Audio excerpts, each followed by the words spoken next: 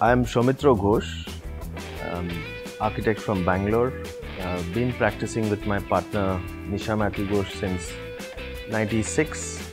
So it's an absolute mixed bag of projects, from private villas to public projects, which are actually government projects which are for public use.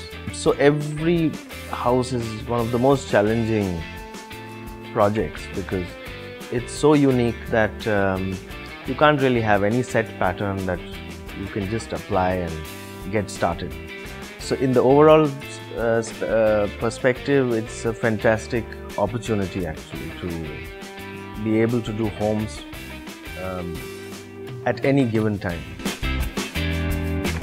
One is, I think there has to be a fairly good understanding between the architect and the client, so that makes it easier. The other thing is more practical issue. Two really important things are one is about light, because light, what it does actually is something which actually helps structure space. The second aspect is actually about natural ventilation, which again Bangalore has the advantage of a fairly medium range of temperature. So these are basic principles.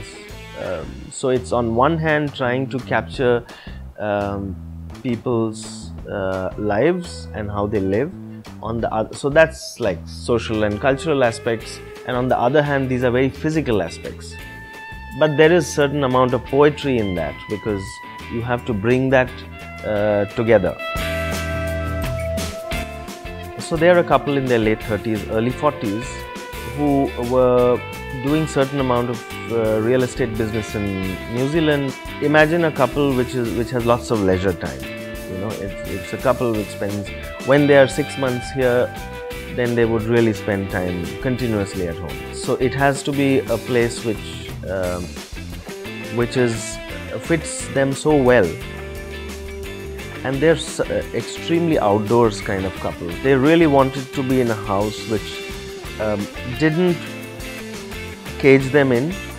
It really felt where it was a place where it just flowed out, and that they could really live outdoors throughout the day. So if you look at the planning of the house, it actually reflects that complete outdoors feel. The house is set actually on top of 2 duplex apartments. So it's actually 3 houses in the whole block. So it literally behaves like a penthouse. They had a very clear idea that only about 40 to 50% should be covered. So that's what happened, that when you enter, when you see from outside, the house, especially these 2 floors, are shielded with a screen. The screen is actually made of glass reinforced concrete, which is a cast panel. It was the idea being that it had to have like a veil. It would form a layer of privacy and yet always feel open. So once one goes to the 2nd floor, at the main door, there you enter, and it's like a little hall space which is very tall, which is almost about 20 feet tall, through a red door, and you come into the living space.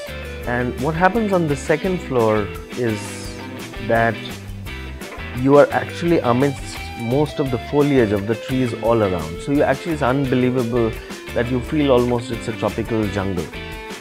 So you have deck chairs where you can relax, you have the pool, and you have the garden, and you have a outdoor kitchen, which is the wood-fired pizza oven. So all the floors actually open to the back, which is actually the garden and the pool. I think that's the crux of the whole thing. And fortunately, the surrounding buildings are very low. So all you see is trees and nothing else. The house is actually made with 2 different construction systems. The lower 2 apartments, which are for sale and rental, are primarily reinforced concrete structures, but what happens with concrete is that the footprint of each of the elements, whether it's a column, becomes very large. So we actually had from the beginning thought of transferring the system to a steel system on their floor, so that the footprint of elements would be very small and it would be easier to get bigger spans. So it actually changes over that, and it becomes like the veranda has a very industrial look because it has a deck sheet and it's got just a thin layer of concrete over it. So that also gives us new opportunity because you can open up a lot more in a very structured way. So that was possible much easier in steel and not look so heavy. And then of course the challenge becomes that in India steel construction requires fairly good skills of welding, which you have to have the patience and get the right person.